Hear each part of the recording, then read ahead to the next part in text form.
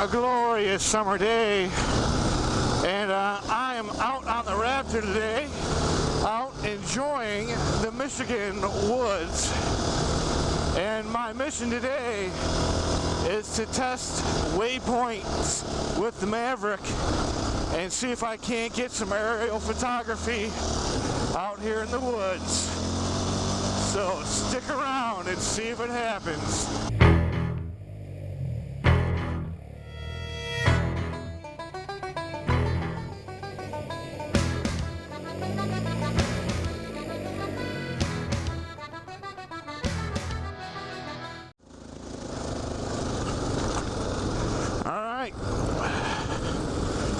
So this will be my first opportunity to get the Mavic Pro out in the woods and see how it does. The idea here is just to do some simple things, nothing complicated, but I'm going to try to get some aerial videography of me roaming up and down this trail and see if I can get that done. So let's pull over and get the Mavic up in the air and see what happens.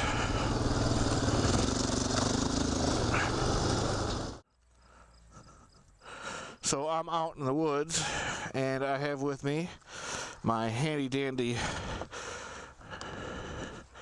Moose racing belt, and this will be the carrier for my Mavic. Okay, here's what I have. Oop. I have one Mavic Pro. Extend the arms. Extend the blades.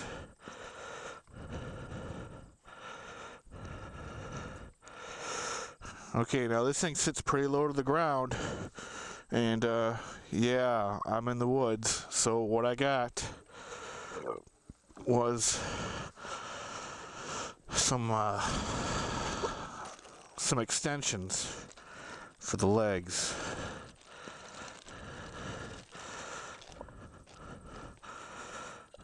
So this is for the rear, the right, and the left.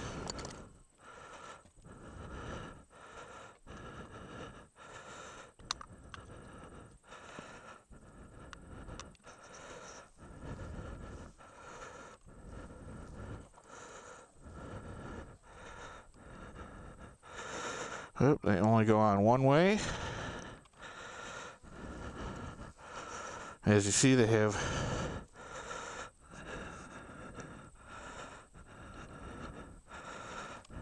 okay, so that'll help it sit a little higher.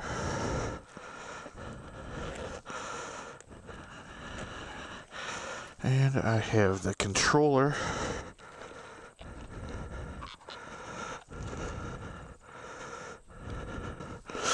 and some rigging.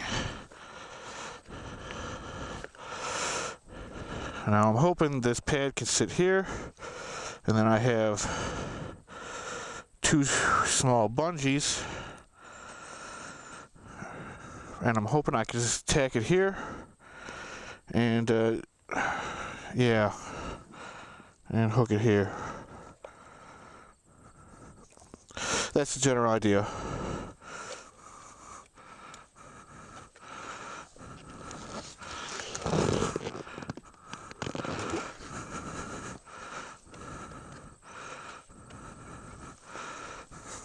Okay, I guess that'll work to some degree.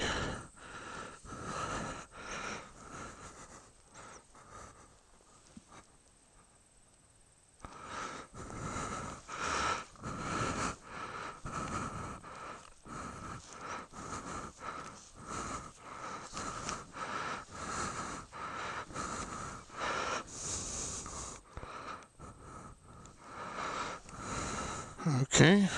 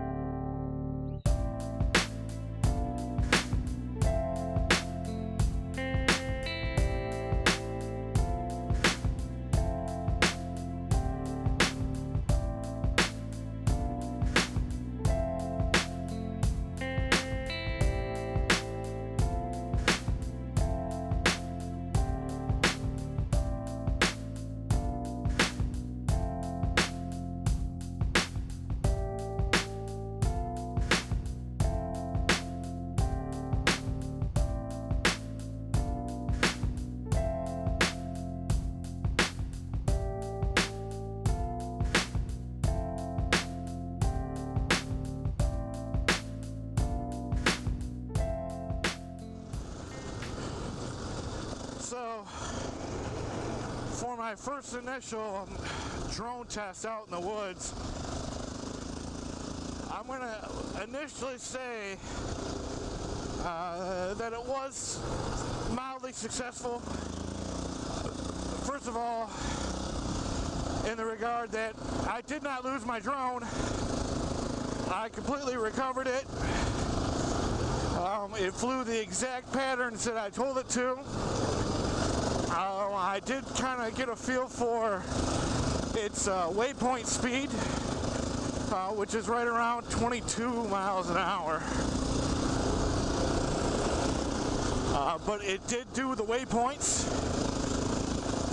My first waypoint test, I just set 2 waypoints. And what it did was it flew the first waypoint the way I wanted to, and then flew the second waypoint all kind of janky off to the side.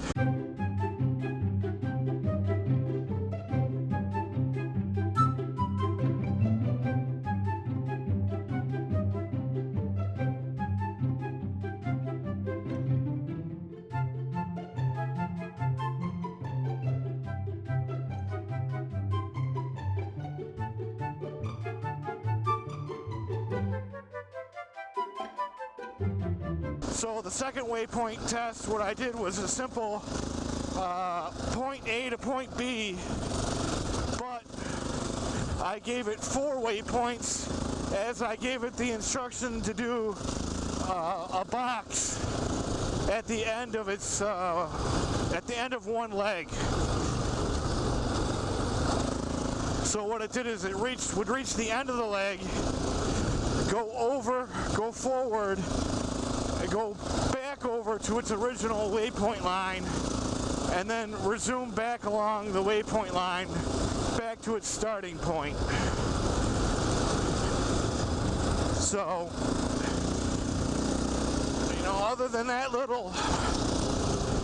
having to do that little bit of waypoint gymnastics, it did fine. It turned around fine.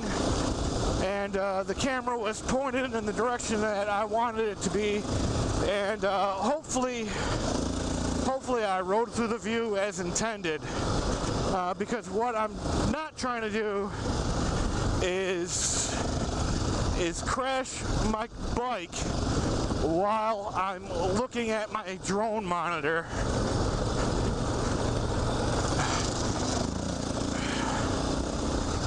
Because coming out here and injuring myself for the sake of a stupid little YouTube video is kind of dumb. But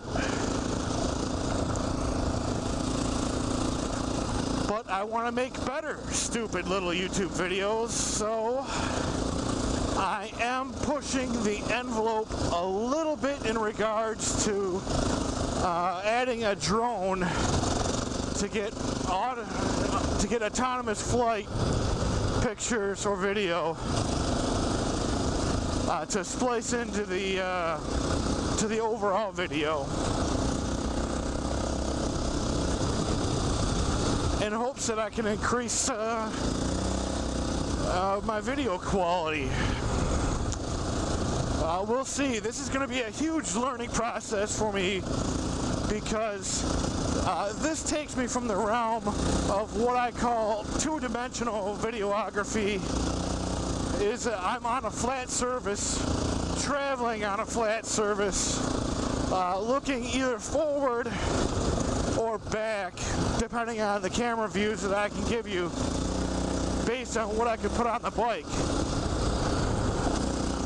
Now, adding a third dimension requires a camera view that's off the bike, whether it be a tripod on the side of the trail that I ride past, or in this case, a drone which I programmed to fly a certain way with the hopes that it'll catch me riding down the trail.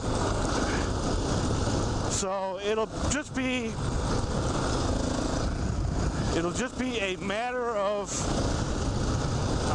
getting comfortable or familiar, first of all. Familiar and comfortable and being able to anticipate what the drone is going to do, and hopefully finding more and interesting uses for the drone as I use it.